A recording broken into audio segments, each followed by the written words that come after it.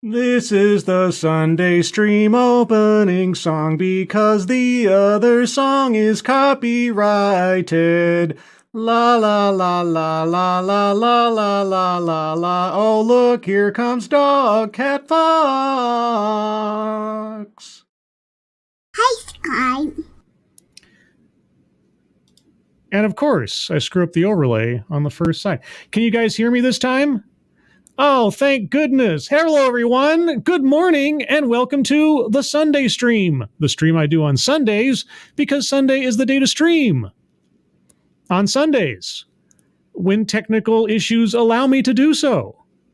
Yes, for those of you in the future that have no reference point for this is my fourth attempt at this, because previously, all the other attempts could not connect for some reason. But now they do, so we're going to just move right past that and pretend like they never happened, because they've already been deleted and you can't see what never happened. Yes. Anyway, good Sunday morning to you all. A little later in the morning than usual, but hey, who's counting? Hope you're all doing well. I want to get right into this because, I wasted a lot of time this morning trying to get this started, and I don't want to keep you guys waiting any longer than is necessary. But first, a few hellos for those of you that are here, and apologies for the hellos that I said, but no one heard earlier this morning. Somnambulation, JMK, Nathan Rita, Ryan R, Brett Ide, Brittany Holland, Liesel7, Mike Savage, Blarg, Tall Person, Simon Willikins, Cannibalistic Wizard. Good morning to you all, and to everybody who was here earlier, but it's just one of those things. So, K, Sarah, Dina B, hello. All right, so first, a programming note, such as it is. I had the pleasure yesterday of recording an episode of the Can't Get Right podcast with Kurt Metzger, and Sinatra was there with me because he invited us both on because he saw the TED Excellence from the other day and wanted to have us on and talk about stuff. So we did that. I think those episodes are posted later in the coming week because they record them and then edit them and then all that fun stuff. So as soon as I have a link for that, I will send it along on Twitter. If you're not following me on Twitter, my Twitter link is in the description below. And of course, you can see it there on the screen. But all of that as preamble, what are we talking about today? Well, last week we looked at the wonderful world of mental health. And so I thought we'd go back into something a little less stressful, but also an intersection of two things that I find fascinating. One, education, and two, DEI consultants, because we have educational DEI consultants today. Oh, goody. And oh, holy cats, thank you so much, Brett Ide. Thank you so much. It's the effing Sunday stream. Yes, it is. They tried to keep me down, but they couldn't do it.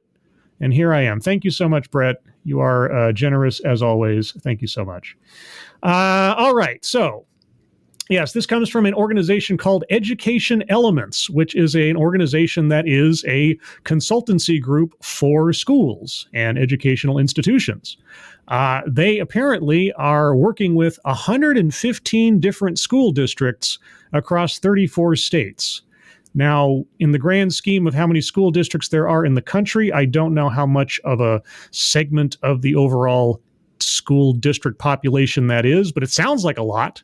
So they've got quite a footprint already, and they're going to tell us, or at least give us, some tips to improve diversity, equity, and inclusion in education. So with all that being said, I'm going to start off with a few seconds for a sound test. You guys tell me if you can hear it, and we'll dive right in. I plan to go for the usual hour and 30 minutes in real time.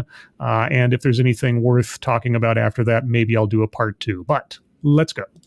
Hi, everyone. My name is Crystal Hsu. I'm a part of the design and implementation team here at Education Elements. Okay, so you guys hear that okay? Let me know. Yeah, Education Elements, I don't know if I've done a video with any of their material before. I may have, and maybe I'm just forgetting. But they're an organization I've been keeping an eye on for a while, ever since I came across them, because it just looked like something that might fall within my ballpark of interest. So, sounds dandy, says some Namyon Nation. And all right, well then, Seftus Wolf, good morning. Ebony Williams, good morning. Here we go. And my intention of today is really, we crafted this session to be a learning experience for a collective community. A collective community. Oh, I should also note that I did trim out some unnecessary bits and pieces at the very beginning that didn't have anything to do with the presentation. And I also whittled down some long silent spaces during the video where they were changing over slides or something. Those are the only editorial revisions I made to the original broadcast. If you'd like to see the original broadcast in its entirety, link is in the description. I really want to make sure, even though we're in a webinar style, that we're able to connect and learn from each and every one of you and sort of have discourse across lines of similarities and differences in a virtual setting. And so that's sort of my intention. So you'll see that in a second. Jess, turning it over to you. Hi, everyone. I'm Jessica Anderson. Hi, Jessica. And I am an equity strategist and marketing project manager here at Education Elements. Equity strategist. Ooh. And in terms of my intentions for today, I'm really excited to be able to practice some real life scenarios and get into the thick of what do we do when a moment of tension happens. Real life. Wait. Are you going to give us some active examples? I'm so happy. Or at least I'm potentially happy because I haven't actually seen them yet, so I don't know. But we do want to invest in potential without having any proof, don't we? What do we really do, and how do we think about the ways that we can approach those situations? Yes. Really excited to practice, to hear from you all and learn more about the ways that you're thinking about that work as well. Okay, I'm excited. Awesome. So, today, as I was saying, our goal is really to equip you with a frame to build or to strengthen your ability to enact equitable change. Excellent. I am ready to have a frame. Wait, I don't want to be a frame or be framed. I am ready to learn something. I'm ready to have some active examples, the exact kind of stuff you would advise schools and educators to do in order to bring DEI into their practices. Okay, I my fingers are crossed, guys. Really, and literally, you can. That's my fingers being crossed. I just knocked on the thing. Okay. Right. So how do you respond in those moments? Yes. How do you think about what is the appropriate, the effective, or the most equitable and inclusive response to moments of tension that arise? Oh, boy. And so when we think about it, we think about create as this is part 3 of our methodology, where we started with connect, we go into include, and today is the beginning of create. Oh, this is the third part of 3 so far. Oops. Oh, well, shucks. And we're going to look at create from the leadership lens and the system lens. So today is all about how you as leaders are going to lead the creation for equity. And so I see a lot of people asking for, an instructional coach, a leader within a school or a district, and you're thinking about how are you going to enact equity? And so for us, that means you're going to take a look at the mirror before we look at the magnifying glass. Okay. All right. So how do I look at my mirror before I get to my magnifying glass? Mirror is about self. Yes. The magnifying glass is about the systems, the process, the policies, and the environment in which you're in. Ooh, are we going to practice critical reflective practice? Because we did a video on critical reflective practices, a few weeks, months, years ago. Time is such a relative thing these days. Okay, yeah, I know about critical reflective practice. Is that what we're doing? And so today is looking at the mirror, and we're going to give you a few different ways of how to do that. Okay. And so for me, I like to bring what brings me the most joy into all the work I do, which is around a formal biology teacher. I can explain anything using biology concepts. Maybe it's because biology is the study of life, or maybe it's just because I love biology. Oh, gosh, I'm so excited that you're excited. And so if you've been with us, you've probably heard us talk about leaders are the human factors. You heard us talk about how we have to, in redesign, we have to account for the human factors, and we have to account for the power, the privilege, the bias, the internalized racism, and all the aspects of what does it mean to be a human.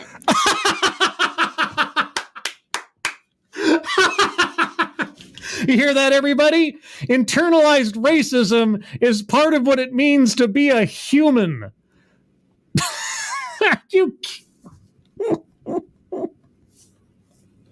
Oh, is that biology? Okay. All right. So you heard it here first, everybody. Internalized racism is part of what it means to be human. Oh, joy.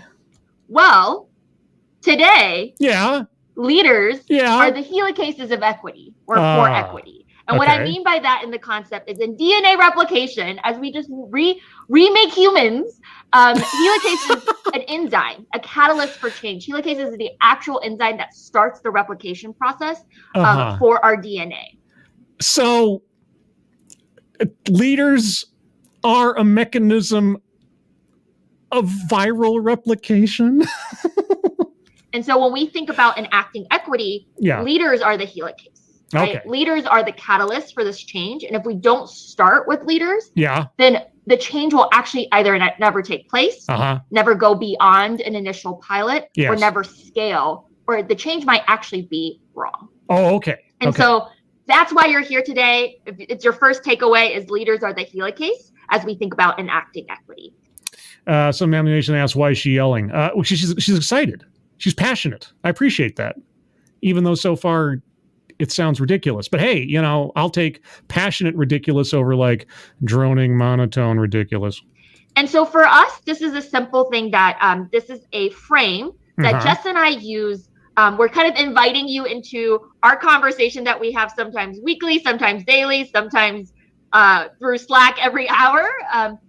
That sounds a little obsessive, but I guess this is your business. We are constantly thinking about how we are learning something new that broadens our perspective and our consciousness. Yes. And that is separate from how we are unlearning things around our beliefs, our assumptions, our habits, and perceptions of what is good and right. Oh, okay. And the third level that we're thinking about being a catalyst is how we are relearning. Right? If we have to learn, we have to unlearn, we have to relearn. Guys, sounds so brainwashingly delicious. And relearn is through discourse and a re-examination. Okay. And I think for us, we've been testing this for years before we met and our paths crossed, but now it is a constant process of we are pushing each other, we are helping each other to go through the learn, unlearn, relearn process. Are you policing each other at the same time by any chance for any missteps?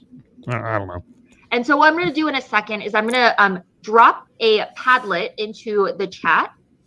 Okay. And this Padlet is sort of designed to sort of take conversations beyond a chat. And so we're going to ask you if you feel like you are willing and if you want to sort of step into the discourse and step into the conversation.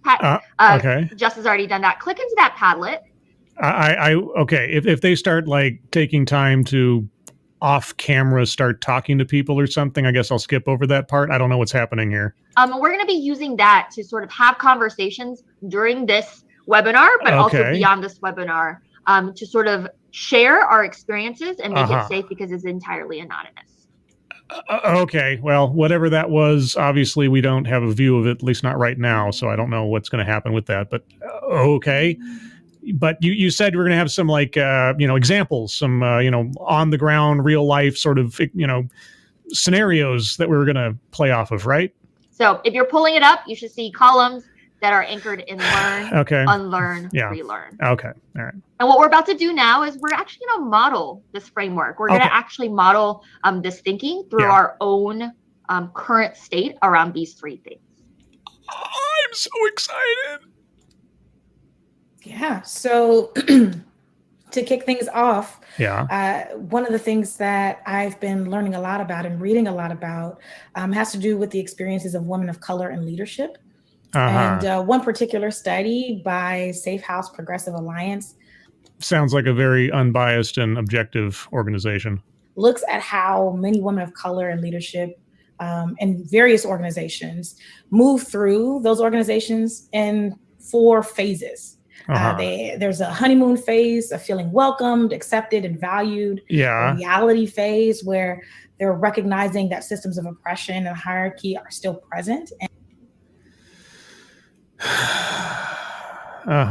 And are actively impacting their experience. Right. And as women of color in leadership are then prompted to respond, they often are looking for ways to work within the existing structures and systems in place in an organization to shift the culture. So what, you're trying to be an activist within a job you just got? or something. Okay, well, I don't know. Maybe it's just me. If you go into a situation already expecting to see, shadows around every corner and demons underneath every plate or something, you're probably going to find them. And then you're going to try to change things from within.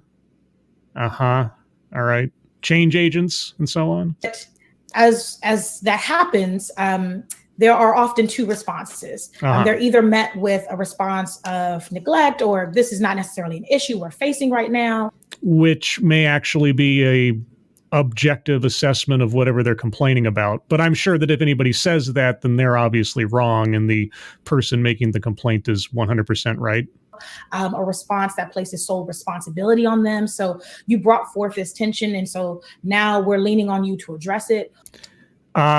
You brought forth this tension. Yeah, if you come in all adversarial over something, if you're the new person there and all of a sudden you start complaining about things or acting like you know better or whatever, it doesn't matter. Even if you had a legitimate complaint, right, and you're the new person there and you don't have any tenure, whether you're right or you're wrong, you're going to meet some resistance.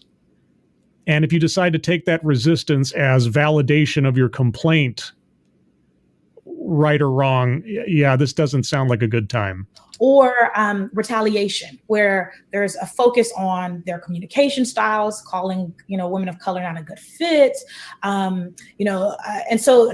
Yeah, it's not personality, right? It's not attitude, it's race and gender, right? Because a white man coming in and acting that same way, looking for problems and then saying that there's a problem and challenging everybody about a problem they've detected, they'd be treated so much better as the new person in the organization because of his race and gender. You think so? I don't know. Have you been in many businesses where someone's come in and started acting like they know better than everybody else? Because I've been in those businesses. I've seen those new people coming on thinking that they know everything compared to everybody else and acting like they're better than everyone else. And they've come in all shapes and sizes, all races. And that person, whoever it is, doesn't usually last very long because it's not about race and gender. It's about attitude. It really is. Okay.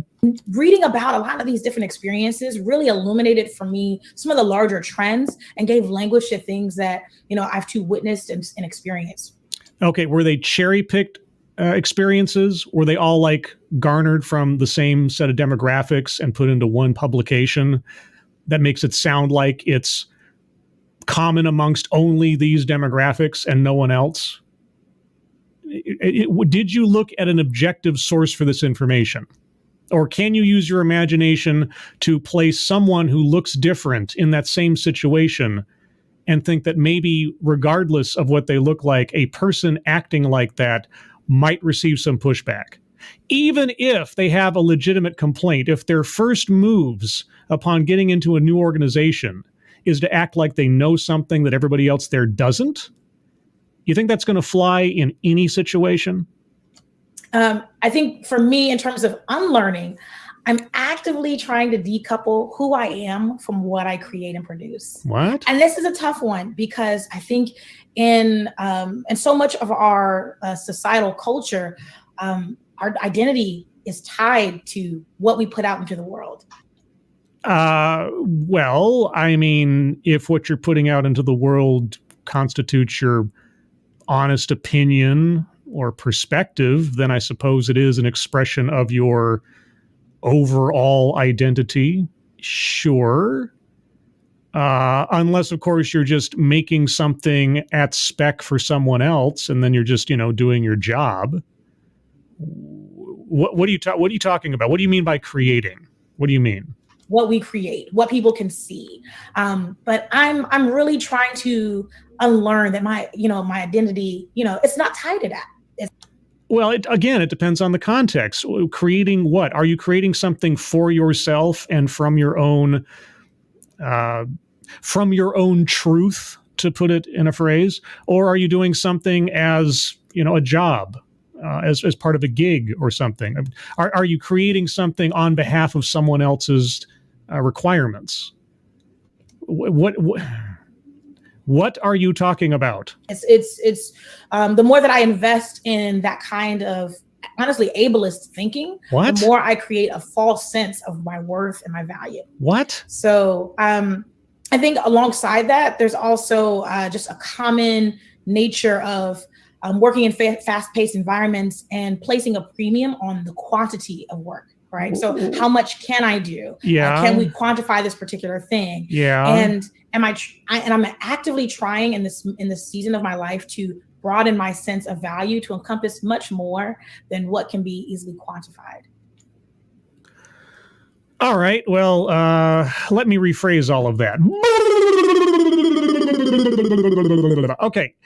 I have no idea what was just said there. And maybe this is just me coming from a working background, a very technical, very structured product and process and everything else. You quantify what needs to be done in very specific terms in my world.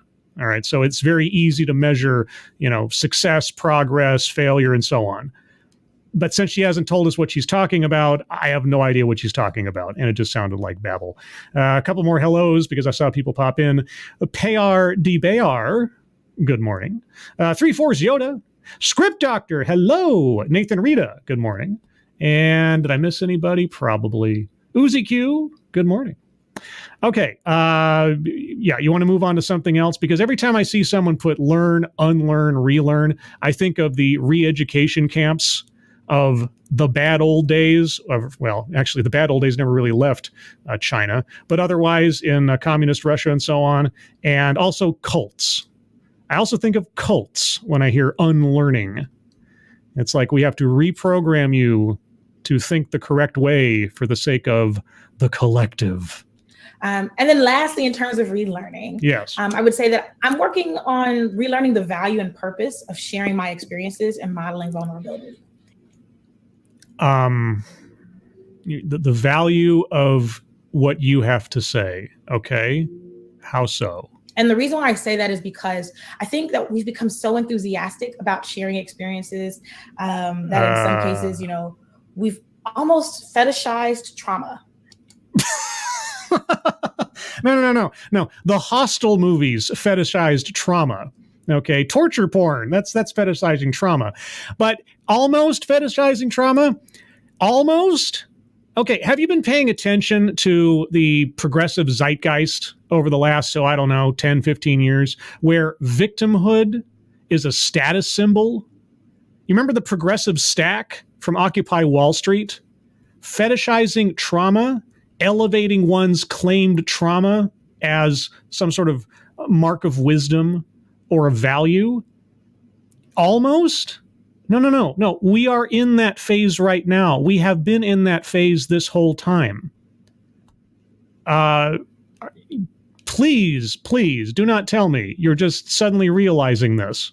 And I see this happening a lot in majority-minority environments. It's happening a lot everywhere. Look at Twitter once in a while, just as an example. So where there's a need to almost perform one's oppression or engage in what some might call oppression Olympics. Well, okay, you know what? You might be a late bloomer to it, but at least you've got it right so far. Yes, there is a value add, or at least there's a believed value add to expressing how much of a victim you are. Yes, you are correct. Okay, now with this revelation, late to the game as you're coming to it with, what are you going to do with that? To see who has suffered the most. Yeah. And it's almost as if if you don't have trauma, you don't have a story worth telling. Okay. I'm not being facetious here. I am just amazed. This is so clear-headed and correct. I didn't expect this from this presentation. It is very odd that she's talking about this as though it is a sudden development or, idea she's had. But hey, whether you're late to the game or earlier to the game, as long as you come to the game prepared, that's great. Okay, well, with this in mind, please tell me, how do you train schools to embellish their environments with DEI? If you don't have trauma, you cannot understand, the various isms and hierarchies that exist in the world. Yeah. Okay. Well, you're bringing me on your side in this one closer and closer with each word. And so many other forms of fear or subjugation and oppression. Yeah. And ultimately, vulnerability is about opening ourselves up to spark change, but we don't need trauma to be vulnerable. No, you don't. I'd like you to focus more on that mentality of, aggrandizing oneself through one's oppression and trauma, though. And so we ought not measure our self-worth by how much we have suffered. Then why, might I ask, are you focusing in your first example on the oppressive systems that women of color face specifically? Doesn't that feed into that victimhood mentality that certain downsides in society and organizations affect specific demographics more than anybody else? Isn't that playing into that same mindset? I don't know if you're listening to yourself as closely as you should be. Thanks, Jessica, for opening up sort of what you're going through and you're learning, unlearning, and relearning. And just to give that, before I go into my example. No, it sounded more like Jessica's going through some early stage cognitive dissonance where she's playing out the party line on the one hand, but her rational brain is also catching on to the fact that there's something not quite right in the state of Denmark here. So, yeah. This is not just like what we do here. We literally have this conversation. So I want to give you like the curtains behind when Jessica and I are having this conversation. I'll also follow up, right? One of the things about learn, unlearn, and relearn, it looks linear right now, but it's not. It's cyclical, right? Jeez. It's a cycle. It's a circle. It's a vicious circle. Right? What you're learning right now can go into what you're unlearning next, or being like, oh, I actually don't need to learn that. Which can go into your relearning, which is now that if you have to unlearn something, you have to set the new schema of what you have to relearn. Which then eventually it's not the end. You have to go back to continue learning because it's not the end point of learning once. And so hearing Jessica's reflections, and she'll do this for me too as well, but one of the things that she's unlearning right now that I'm not there, but it's like I want to do that. Like, oh my God, like for sure.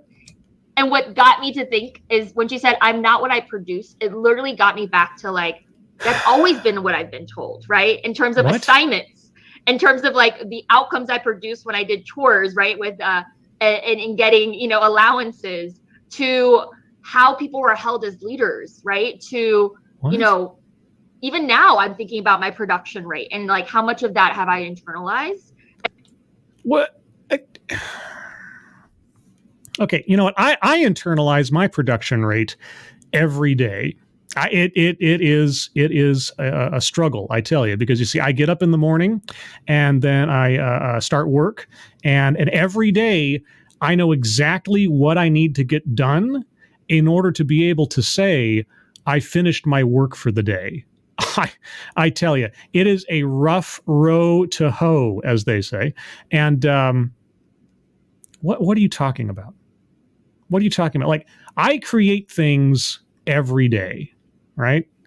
Every day I create things that did not exist before I decided to put fingers to keyboard or hand to mouse or whatever. Yeah, every day. A lot of those things I am paid to create. They are not an expression of me in and of themselves. Their production, the fact that they exist and they are brought into existence in a timely fashion, is a reflection of my work ethic and of my timeliness, perhaps, and maybe of my professionalism. That is as much as I can really imbue into things I am paid to create, rather than things that I want to create for myself or out of my own interests, like what I'm doing right here. This live stream would not have existed if A, live stream hadn't gotten its act in gear, and B, if I hadn't decided to do it. So this right here, what I'm talking about now and looking at, this is more of an expression of me as a person than of me as a professional, because there are these two different realms I operate in on any given day, the personal and the professional. But there is a distance between those two things. I can tell where one ends and the other one begins. Now, is that true for you? Or is your work your passion? Because I'm never really sure if it's actually a healthy thing to both have your passion be your job. I hear that is some sort of like zenith ideal, but is it always? Anyway. And so literally we're going to have an offline conversation, because I think this is something where it's like, we're not saying it's bad, and we're not saying that like, don't do it, but it's that unlearning process of questioning. Don't do what? And then I see some stuff in Palette. Jess, you'll be so happy to see our Palette. Someone wrote that I can't give my students something I don't have myself, right? And so I can't give my students something I don't have myself. Okay, setting aside phrasing for a second. What do you mean? There's another really good part of that. So go to the Palette. But for me, it's like, I can't give insert word something I don't have for myself. What? Okay. In the chat, real briefly, because first and foremost, I got to pin the GoFundMes for our various friends up to the top of the chat box. Thank you, Keeverdam. So, Shady Grin, Angry Illinoisian, and his kitten, all three of those people have, whoops, sorry, that was the wrong message to put up in the chat. I pinned Data Wastelands thing. Well, that's going to be funny, because I was about to do that anyway. But first, the GoFundMes should be appearing at the top of the chat box momentarily. There we go. Those are the ones I want you to focus on. If you happen to have a couple extra bucks, please take a look at those and see if you can help out our friends Shady, Angry, and Kitten. And then as far as jokes go, Data Wasteland really wants me to read this, apparently. BDSM joke. I used to be into a lot of BDSM, bestiality, necrophilia, until I realized I was just beating a dead horse.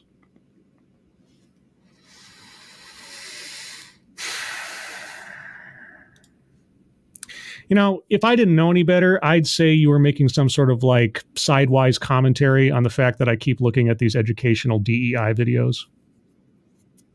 But I'll just let that slide. And usually when we're talking, Jess will share. It's never always just about. Okay, I don't care about your sidewise chit-chat, coffee talk conversations. I really don't. Could you get on with it, please? Monty Python, get on with it! Learn. We don't always do all three. Yeah. It's just a deeper conversation. And in a second, we'll sort of model that conversation. Okay, but please. For me, areas that I'm learning is I'm really right now trying to learn empathy and redesigning systems. And the three areas around is like the oversimplification of empathy that's happened as this design thinking phase took off, I would say a few years ago, and how like people have oversimplified what does it mean to like have an empathetic experience. Oversimplified what it means to have an empathetic experience? What? I know. I'm screaming into the hurricane here, but what are you talking about? And this is the other question I have throughout this entire deal. How much do you charge on, say, an hourly rate for such enlightening information as you're presenting here to the school districts and the state coffers that you presumably interact with? There's some really great writing out there from actual design thinkers from even IDEO. The second one is from Dr. Latson Billings around informed empathy, right? Like the difference, like the middle ground of sympathy, full empathy, and having informed empathy. As we think of, like as educators, as we think about what we're meaning when we work with students that we actually don't share all the identities or even any of the identities with. Let me guess. Identities insofar as defined by a race, gender, orientation, ethnicity, those things that you turn into identities which are decidedly not identities. Those kind of things. Is that what you mean? Yeah, further categorizing, divvying up, and separating everybody into tiny little boxes rather than looking at them as simply individual human beings, right? You're looking at people as firstly a set of adjectives. Okay. And then this last one is false sympathy. Oh, yeah. There's some really great writing out there from Warren Hodges Delgado around like actually the harm that happens as a result of like not having real empathy, but false empathy. And what? Okay, well, at this point, I don't even know what real empathy in your world translates to. So, false empathy? What's false empathy? Give me an example. I, as always, please give me an example of what false empathy looks like. I mean, lying, humoring someone, I can understand those concepts, sure. But then I call those things by what I just called them. Lying, humoring, and so on. False empathy, since you've set it up in this other little construct here, I don't know what you mean. What comes of that? That's what I'm trying to unlearn something I'm trying to learn right now, because I know I'll probably have to go to unlearn it, because I have so many practices that are now, for me, like... I'm learning it right now so I can unlearn it later. What are you...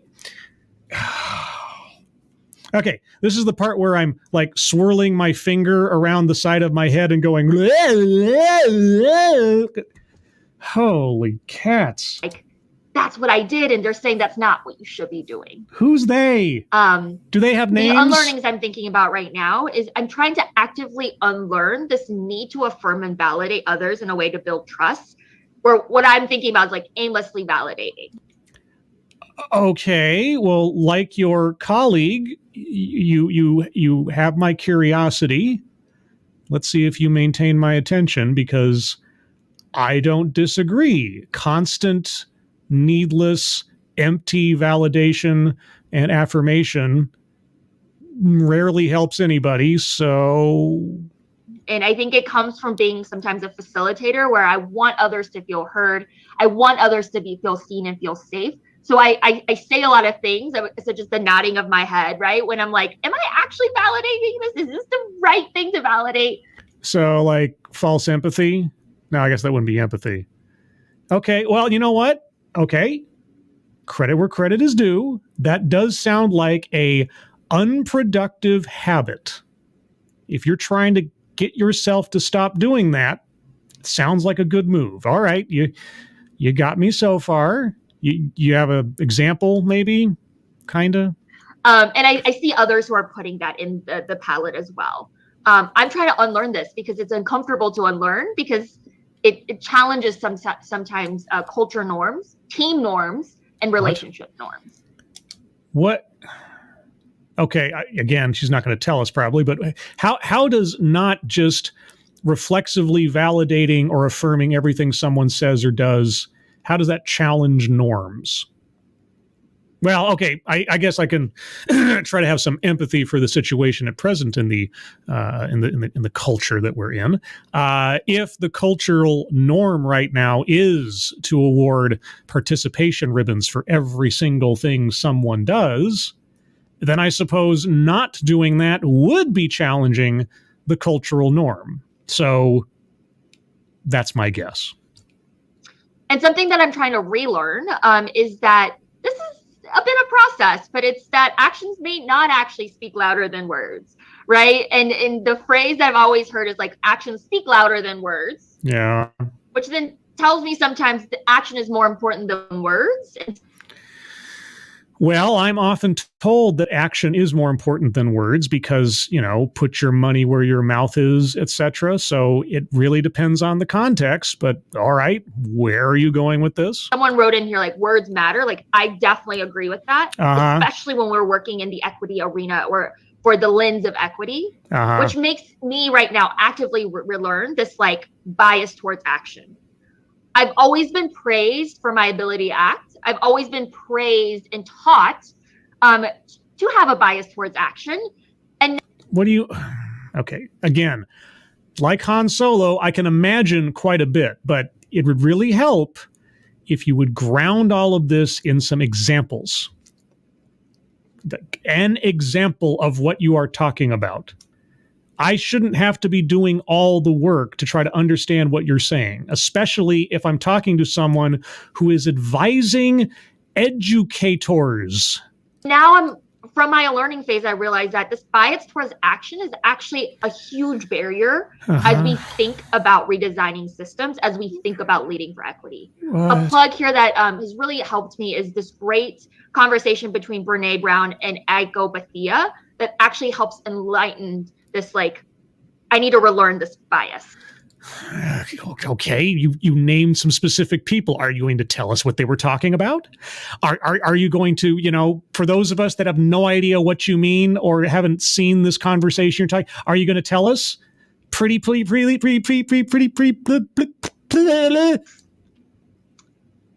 what do you think? Anything? No, of course not. Why would you? You want to synthesize or question me on? Synthesize. Jesus.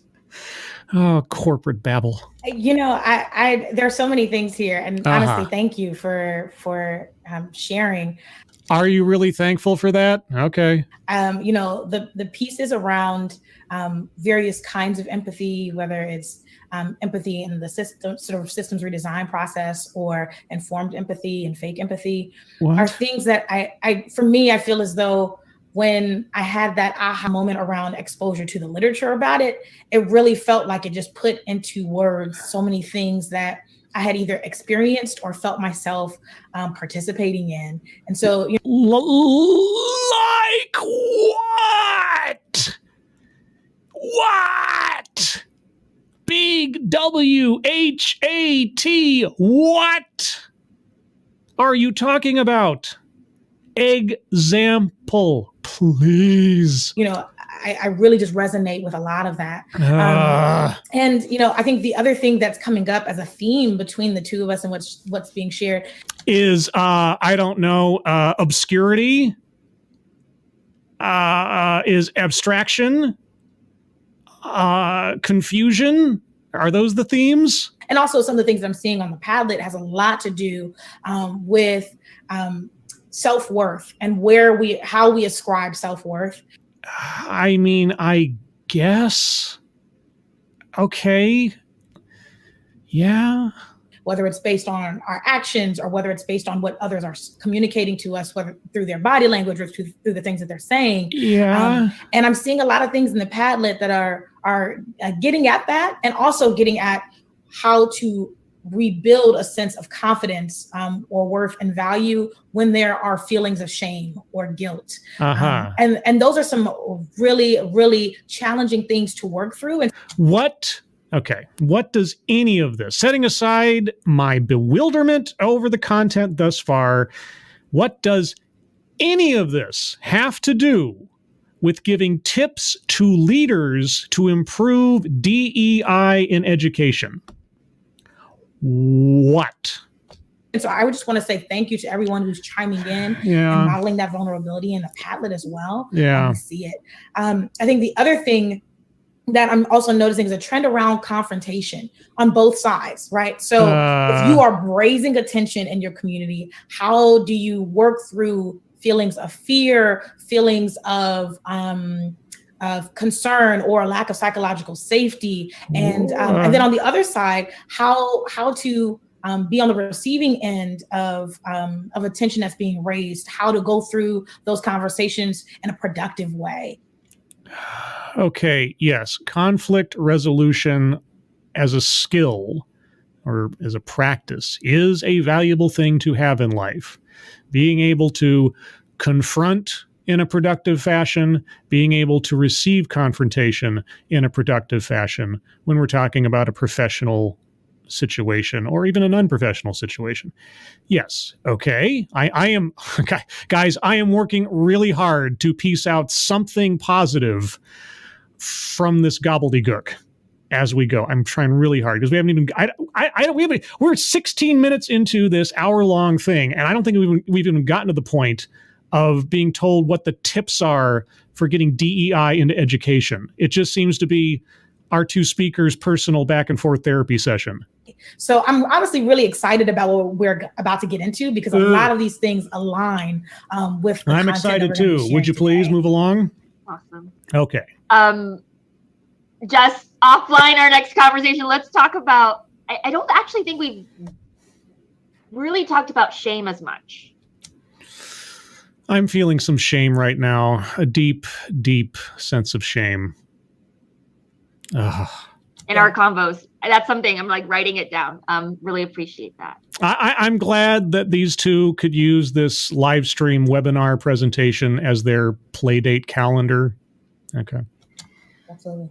We wanted a model because we think that this frame helps leaders practice the words, right? So it's not about doing this in a large group, but make sure you diversify your mirrors by having people in your circle that you're constantly having this conversation about, that have lenses different from you, who are willing to challenge you because they hold you, right? They see you, they hold you, there's that trust, and they're able to challenge, validate, and help affirm you in the correct way, so that when you are out and you are leading a team and there's been challenges, right, of what you're saying, there's been pushback, you feel fear, you feel anxiety, you feel that it might be a value judgment, you can anchor yourself. I need an anchor to hug as I jump into the ocean right now.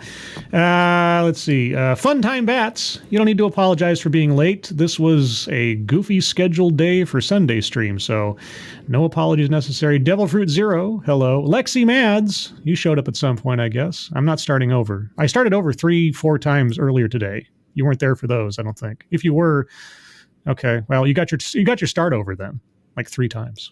And you can say, like, is this something I'm sure about, and I'm validated by, you know, the learnings that I've done, the people I've talked to actively, and then you get to actually be able to be more sure about the conversation and the confidence of what is happening. You charge money for this? Frame. And for our frame for this is then we started thinking about psychological safety. Psychological safety? Lady, this is my channel.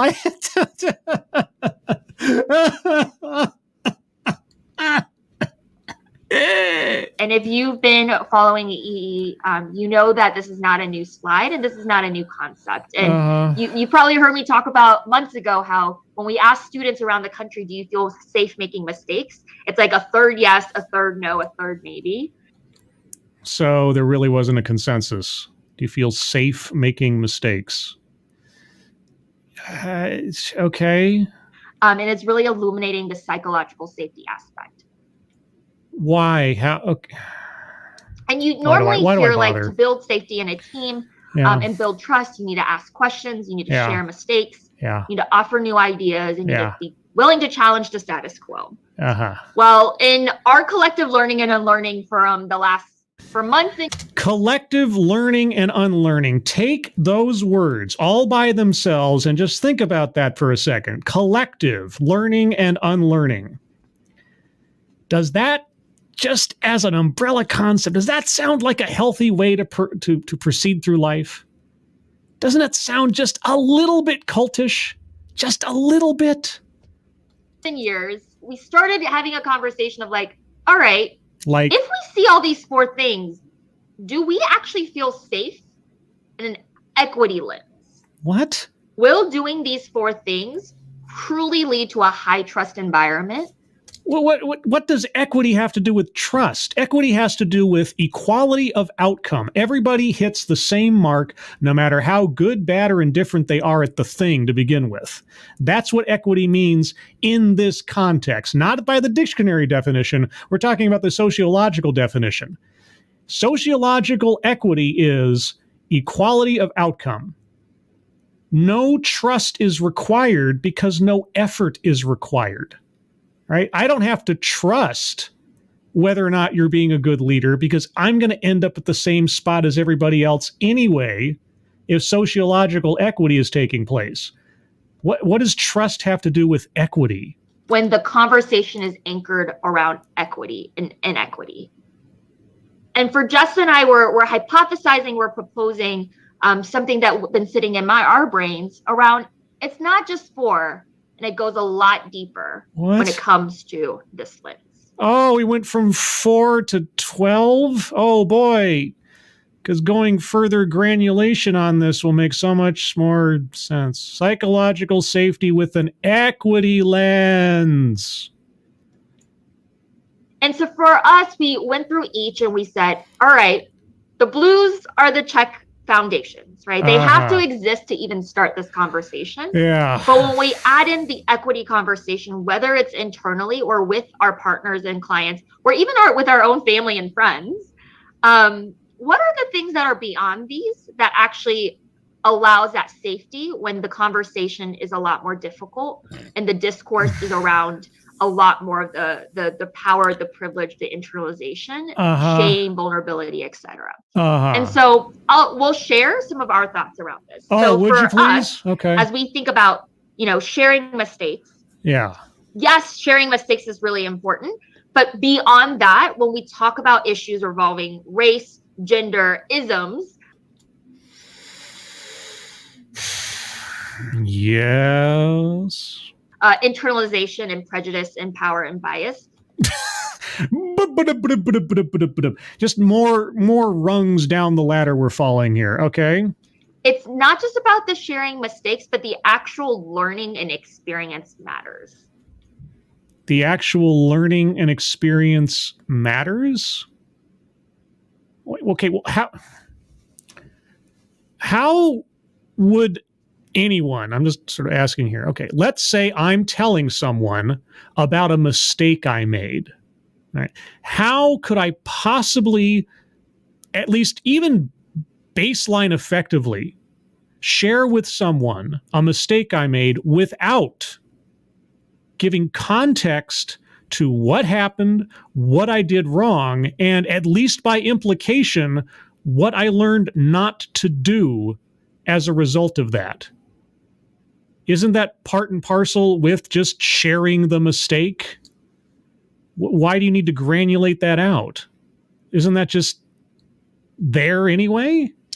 Right. It's not just about like what happened, but like what led to that happening and what is the learning that is taking away? Because that models vulnerability. What are you talking? Not just what happened, but what led up to that. Well, how the heck do I describe the mistake I made without giving it context as to what was going on before I came to my decision point and the results of my decision point? And again, at least by implication, what I should have done elsewise. What? No, you know what? No, this deserves something far more powerful than all that. What? What is that? What the fuck is that? Yeah, no, that is absolutely asinine. Ranting Monkey is one of his favorite words, asinine. That also models that retrospective, that also models the context and the intention, all the things that makes people like question the mistake itself. That is part of... Okay, you're not adding on to, okay? You're just breaking down the very foundational thing you're talking about. We're only on the first one so far. I can't wait to see where we go with the other three. Aside from just coming up to somebody and saying, I made a mistake, that is effectively what you are describing has to have happened for your second level to be justified in any way, shape, or form. Someone just says, I made a mistake once. And then they say, oh, it would be more beneficial if you provided me some context in the experience. What happened before the mistake, what happened after, and what you learned from it. Very well, I will provide a more granular response. The next thing that we realized that we both really realized we needed when we seeked, where we were trying to create, not saying we're even perfect at it. Trust me, as human beings who obviously have internalized racism, I trust that you are not perfect, because no human is perfect. Well, I mean, there might be somebody out there. This concept of like, when you're sharing a mistake, it's not an either or, it's a both and. So, what? Right? So a mistake comes with the notion that like it's not still saying your reality is not true, but here's my mistake, and is the both reality of this can be true and that can still be true.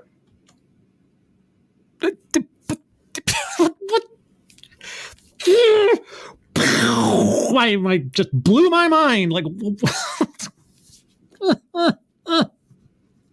how is that still not a part of the basic tenets of relaying a mistake, where you're putting it into the context of your experience from your perspective?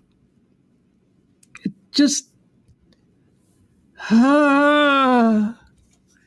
And it's not about saying a mistake is like, that's it. That's only one solution. What? Absolutely. Oh, my psychological safety is being challenged by the psychological safety grid. The second piece really kind of builds off of asking questions. Right? Okay. So we understand that asking questions as a baseline is extremely important. Yes, no, I agree. Asking questions as a baseline is extremely important. I have provided more than a few active examples of the practice in the last hour. So yes, no, I understand the importance of asking questions. Here's the big part. Do you understand the importance of providing answers? But when it comes to conversations rooted in diversity, equity, inclusion, with an equity lens, we're moving from asking questions to thinking about the depth and the range of those questions. Okay, I'm trying very hard here. There is merit in doing your best to ask good questions. Yes. Okay. All right. Asking better questions okay. All right. I mean, those can come from asking simple questions first. You can evolve as you gain more information, but sure. All right. I'm trying my best to stay with you here. That can be asked. Yeah. So is there a culture that allows for people to raise questions often? A culture. What? Okay, well, all right. What does a culture look like that doesn't have that? And what does a culture look like that does have that? Can you give me an example? Are people allowed to question things that are outside the domain of their specific role or reach? I don't know. Will people be perceived as someone who is hostile or disagreeable if they ask a lot of questions? Well, sometimes it's not so much about the number of questions you ask, it's how you ask them. You know, there is a human component of attitude and diplomacy and metering out how you're interacting with people. I mean, are you asking questions in an accusatory fashion or in a curiosity fashion? Right? And do you know the difference? Now, of course, the recipient can take it however they want, and gosh, heaven knows they might take it on as a microaggression if you say it in the wrong way. But it is an interactive experience. And it all depends on context. But I don't know. Can you model for us a culture that allows for many questions to be asked? You know, given that you are consultants, I assume that you have a game plan for doing that? Frequently, yeah. Right? Yeah. Sometimes I think to myself, there's a limit. I can only ask 3 questions before. Well, that sounds like a personal problem, doesn't it? Is that a culture problem or is that a you problem? Before people start to think, okay, what is she getting at? Yeah, okay, well, you're a little self-conscious, but okay. What is she trying to say here? Uh-huh. And it's almost as if the amount of questioning has some implications for how people receive what you're trying to ultimately raise. Well, here's a tip for you. Here's what I do. Okay, and I've done this at every new job I've ever gone to. All right. And in interviews and on my first day when I'm being trained or whatever. All right. Here's what I do. Here's my tip for you. When you're in the interview, here's a basic tip in general. When they ask you, what would you say is your biggest flaw? All right. This is always a good answer. As long as it's an honest answer. You say, I sometimes irritate people with the number of questions I ask because I want to get something right. And I don't want to have to go back and, ask again. Or I might ask the same question of two different people on the same subject just to make sure I'm getting the biggest picture I can. That can annoy some people, and it can. But if you preface that philosophy with that sort of Surgeon General's warning, oftentimes you get a good response. So that's what you do at the interview. When you get to the job and you're being trained on how to do whatever it is, bring one of those big yellow legal notepads and take copious notes and ask copious questions. And be sure to write the answers down and have that as a cheat sheet for your first introductory weeks into the job. And here's the other thing, let them know that you only ask questions because you want to make sure you get it right and that I don't have to bug you again in the future if I don't absolutely have to. They will appreciate that unless they are a psychopath. Or maybe a psychopath would appreciate that. I don't know because I'm not one, though watching this stuff might test those limits. And then what is the kind of reaction, right, to those questions? So are others open to even receive the questions in the first place? Well, isn't that a person-by-person kind of experiment? Will they be taken seriously? Isn't that a person-by-person experiment? Will they be honored as like a true point of inquiry? I don't know, because I'm not a mind reader, okay? It's going to be person to person. The reaction you get, you cannot control. But the value and the sincerity with which you ask questions has a certain amount of cachet. All right? There's diplomacy here. And there's also a little bit of personal responsibility in going into this stuff. How can you possibly work what the reaction might be into this? And work with the person raising those questions, the inquirer, to find understanding or to work towards some solutions. Yeah. Okay. Wow. And I'm seeing this statement that is like sometimes silence and inaction is sending a message, right? So all of these is also the flip side of inaction. And silence, or I should say at least, conscious decision-made silence is an action. Not acting when you could is an action. So, yeah. Silence too. The next one is offering new ideas, right? So ideas are great. And how do you know it's a new idea? Right? How do you know it's a new idea? I can't count how many times I've come into a situation and somebody's described something to me and I said, well, what if you tried this? And then they say, yeah, that doesn't work. Because you're not usually, unless you're just an absolute, ingenue, savant or something coming in, you more often than not, if you're talking to somebody who's experiencing a particular thing, the likelihood that you're going to come up with something that's never been thought of or done before, probably pretty slim. Not always so. I'm not saying not to try to offer new ideas or ask questions towards offering an idea, but don't go in with the notion that you're smarter than everybody else in the room first and foremost. Make it in the form of the question. Like, well, or like, why couldn't we do this? Or does it make less sense to try it like this? Something like that, where you're still being just a little deferential to the people in the room who've been there longer than you have. That's diplomacy, right? Okay. In the space to just offer and brainstorm and be able to offer ideas creates that level of safety to be like, all right, I can actually share. But there's other pieces, right? When it comes to creating a space that is safe for diversity, inclusion, and equity, the equity piece is about sharing the load. It's not saying that you have to be the only one to bring ideas, or if you're going to raise something, you have to come bring the ideas of what you want the solutions to be, because that's sort of going on putting the burden on people that like wasn't a part of creating the process. What?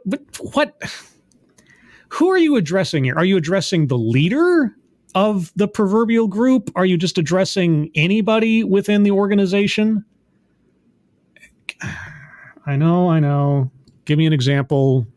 Lather, rinse, repeat. Actually, or the system to give all the solutions. What are you talking about? Oftentimes too, sharing ideas also means that like you are offering new ideas, but the load of carrying out that idea is not just on a group of people, one person. And that sharing the load of this concept of what does it mean to actually be thoughtful in action. And that goes into the next one of like, okay, you can share ideas, you can share the load, right? So it's not just sitting on one or the shoulder of one or a few. Offering an idea, does that automatically mean carrying out that thing? What? Sharing the load of offering an idea or new ideas. Well, I mean, if you're having a brainstorming session of, we have this problem, let's try to figure out how to solve it. If that's what you're talking about, okay, I've been in those things before, but it has to be explicitly stated if we're talking about sharing the load. What are you talking about? Do you charge for this service? And how can I get in on this? Because, man, if it just takes talking gobbledygook for an hour to make a buck these days, geez, I'm in the wrong business. But there needs to be that trust that something will happen from the ideas. What if it's a bad idea? What if it's a new idea, but it's a terrible idea? What if nothing should happen from that idea? What if the person needs to be told, yeah, that's a bad idea? Would you do that? Would you have the bravery to tell someone that it's a bad idea or that it's not going to help anything? What offering new ideas does not mean new does not necessarily equal better. Or good gravy. Right. I'm sure we've all sat in meetings where I've definitely sat in experiences throughout my life where we give ideas, we share the load, but then like nothing comes from it. Maybe your ideas suck. And repetition of that process actually erodes trust. So if I give you an idea and you don't follow through on my idea, then I shouldn't trust you. Oh, okay. All right. Yeah, it's all you that has the problem. It's not me that has the problem. And I think about those engagements that we have with families, engagements with stakeholders at the margin where we get them to share ideas, but then nothing comes of it. And then we keep on engaging them. And then at one point they're like, I have to tap out of that. Are you going to address the quality or the efficacy of the ideas being offered? Or here's the thing. How about this? How about this as a productive thing? Okay. Are you going to address how to carry out a good idea, right? And on the flip side, would you address confronting, and I don't mean that in like a violent way or something, but for lack of a better word, confronting someone who has offered a bad idea or an idea that just doesn't work. All right. I'll take the word bad off of it because that has such a negative connotation. A less than ideal idea. How about that? Okay. What is the strategy? Diplomatically speaking, culture speaking, equity speaking, that you would use when approaching someone to let them know that their idea lacks merit? Could you address that part? Because that is at least as important. Because I'll give you this. Not giving someone a response at all when they suggest something does no one any good, right? As you say, it leaves them in kind of a stasis, anticipatory place.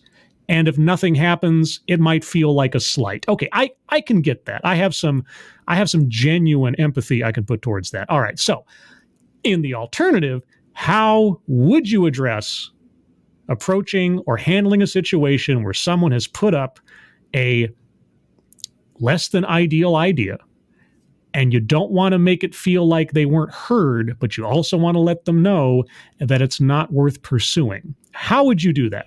What would your advice be on that? That is something I'm thinking around. What does it mean to build safety to have these meaty conversations? I don't know. Chris, I'm also seeing some really great things coming from the chat. People talking about some more sort of response to the ideas of around asking questions and naming that sometimes if you're asking the same kinds of questions over and over again, perhaps there's a more direct question there. And I would even argue that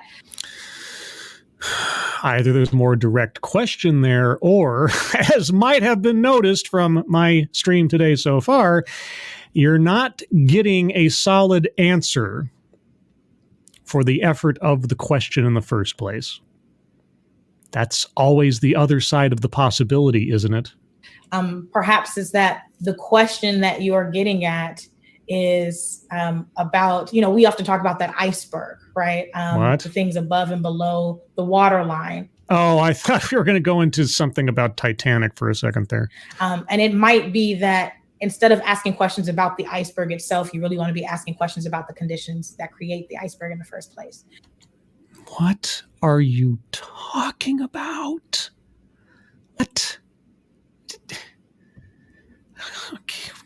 Can you give an example? Even as always, I will take a hypothetical. I will take the most fairy tale storybook word problem example that you have at hand. Anything than an abstract like this. Could you? I mean, when I say you, I don't necessarily mean just this speaker, but I mean you in the royal sense of just about anybody that I ever listen to on these things. And you see how it doesn't matter what organization, what professional, what area of the world we look at week by week, month by month, year by year. I mean, the only reason I annoy my own self with these broken record questions I keep asking into the ether is because it is endemic to never give specificity of what they're talking about. And this is their profession.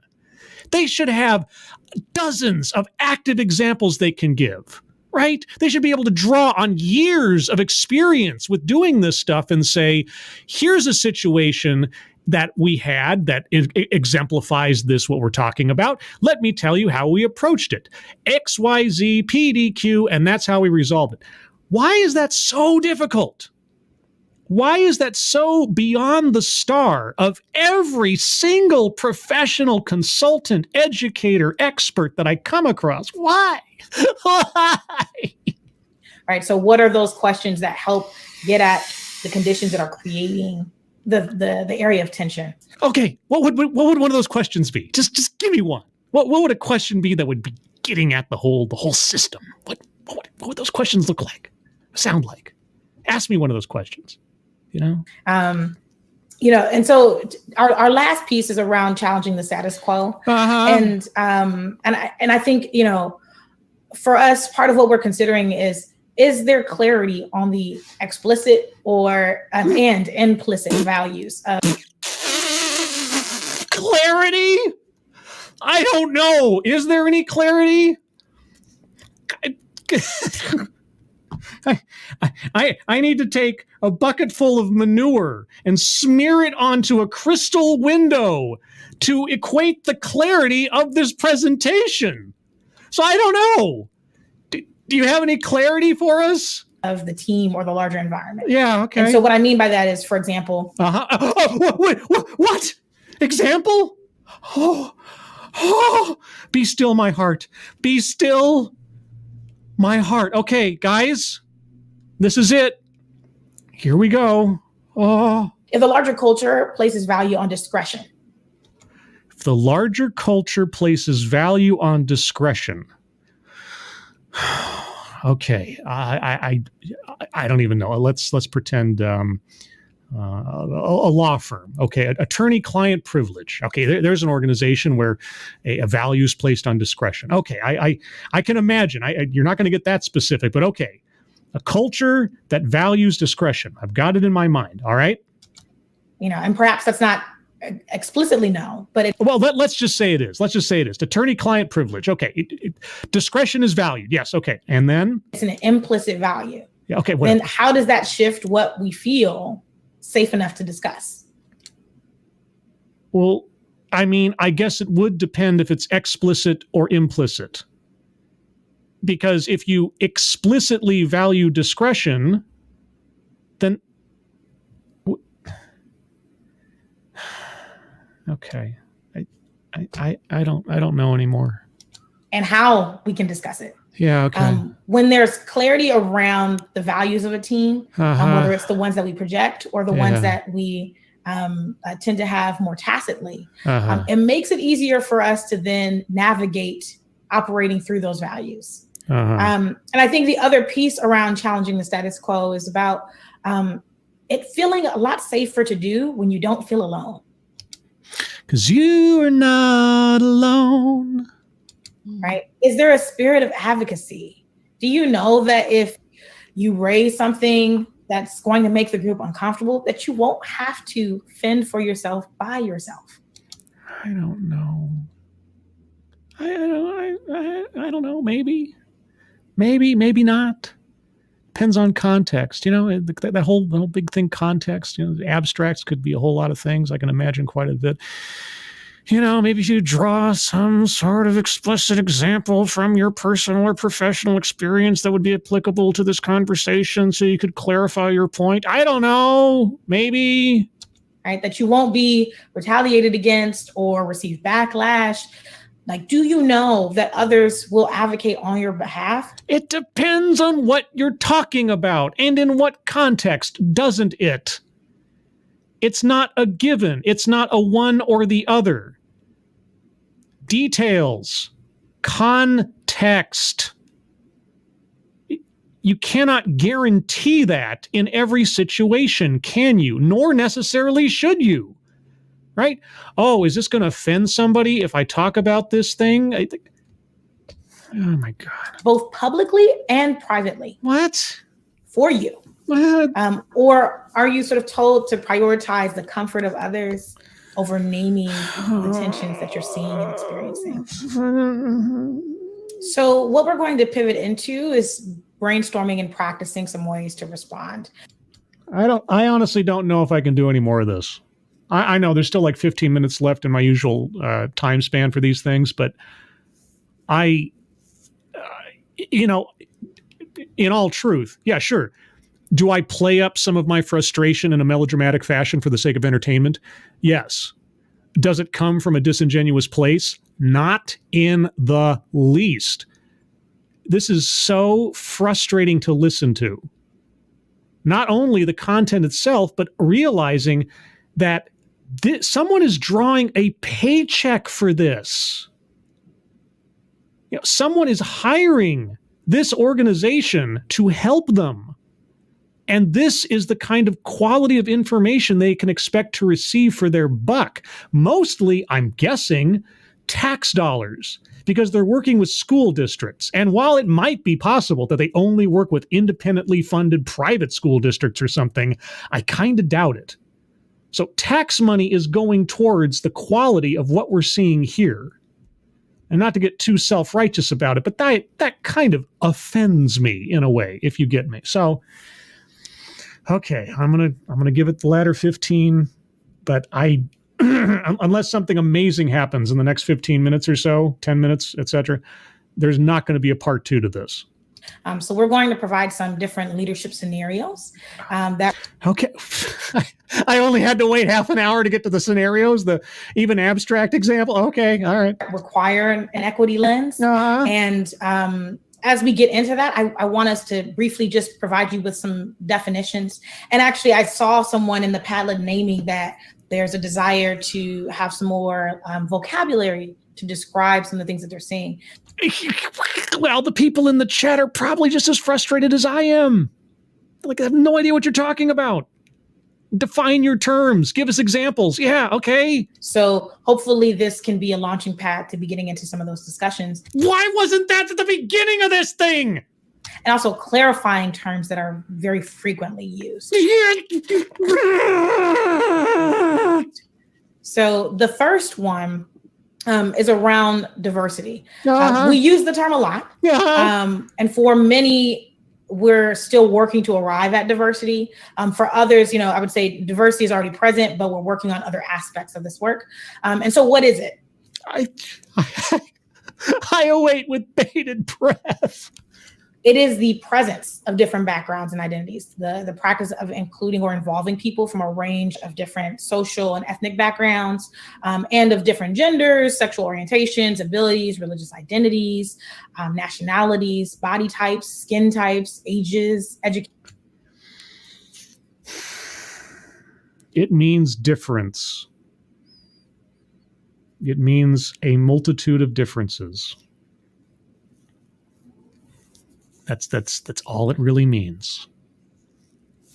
I mean, you've given us probably what the sociological definition has been implanted into dictionaries over the last 10 years, but yeah, okay.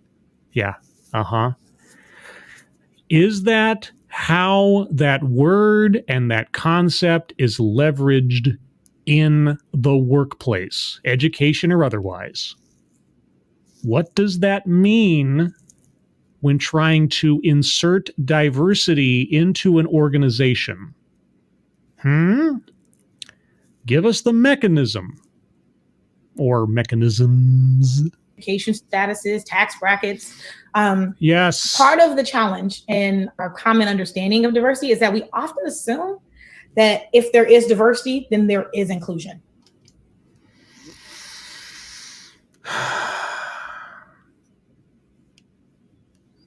No, because they are two different words and concepts.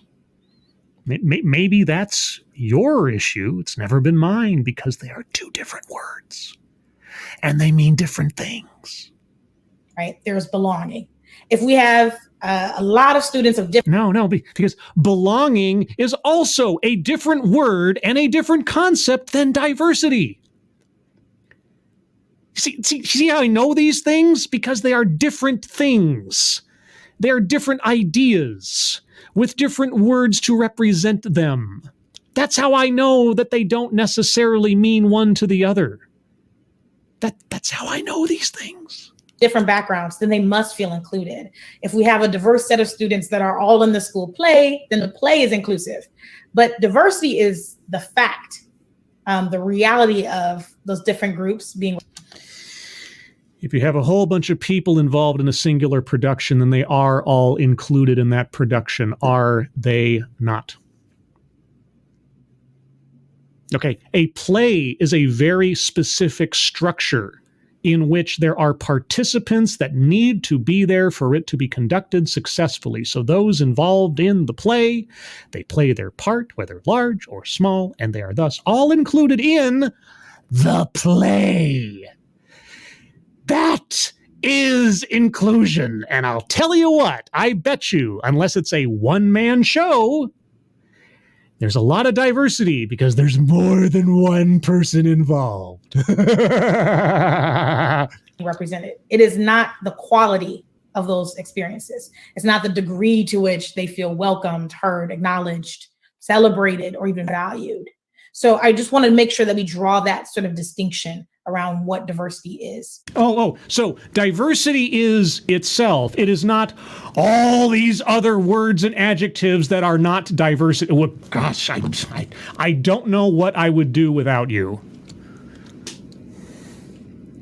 And then it goes to inclusion, right? And so what we want to put in giant capital letters is like, we're not saying these is the absolute definition of... Then why are you Okay, I'm done. I am done with this. Okay, and accuse me of melodrama. Fine, but I'm done. No. I demand a higher quality of nonsense in my Sunday streams. This is just like basic level nonsense, and I'm better than this. I am a snob. I admit. It's like, hi, I'm Scribelite and I'm a snob for nonsense. I want some quality nonsense. I want some sophistry that almost convinces me you know what you're talking about. Okay? That at this stage of the game, I demand the highest quality nonsense. Grade A, sirloin cut, first class ticket nonsense. And this isn't it. This is not it. This is grade school. I'm done. I am done. Circle snap. Done. All right. Well, with that being said, if you guys have anything you'd like to add in the latter minutes of this broadcast, this fourth attempt and thankfully successful attempt at a broadcast today, let me know in the chat. Data Wasteland. What do you call women who like BDSM and pizza? Dominoes. I should have closed with that. Somnambular Nation, scribe equals nonsense connoisseur. Have I not earned it? Have, at this late date, sir, not earned it?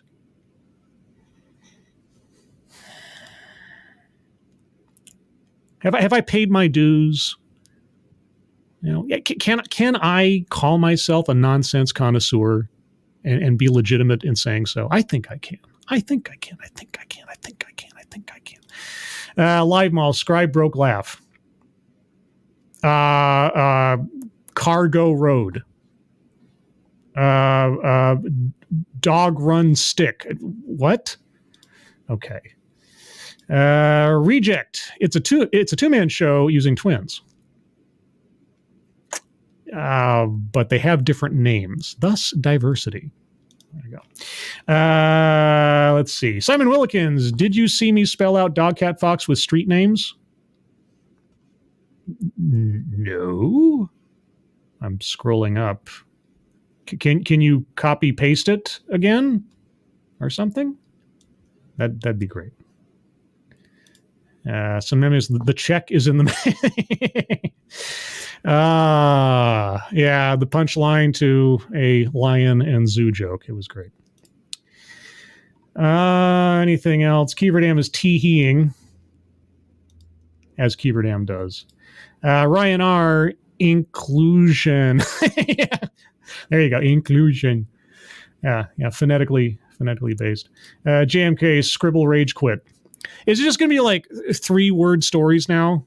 Is this what we've come down to? Is this what watching it has done to our brains? We're down to 3-word statements. Oh boy. Faithless, procurer of intellectual pablum. Yeah, but see, that doesn't speak to the quality, right? Intellectual, well, maybe intellectual pablum. Well, maybe. But that would make me a pip. Find a different, word choice there that leads to a really cool like phrase. That'd be great. Live Mall, your laughter earlier shows when you broke from the nonsense. Oh, I see. Okay. All right. Thank you. I appreciate that. Ebony Williams is still here, just lurking. Always in the darkness, waiting to pounce. Ebony Williams. Dun, dun, dun. And Jim Bowie, Scribe, always punching ghosts. Yeah, I suppose. Ghost punchers. Anyway, everyone, thank you for joining me on this sojourn through 3 failed attempts at a broadcast and 4th time's the charm. And thank you as well for joining me on this slog through absolute it's the waiting that's the hardest part, isn't it? WAITING, WADING. With that, everyone, thank you for joining me again. Moderators, thank you for keeping an eye on things. Even though everyone here is so well behaved, you have very little to worry about and pay attention to. Everyone who donated, thank you so much, whether it's to me or to the GoFundMes pinned at the top of the chat box. Your generosity is very, very much appreciated.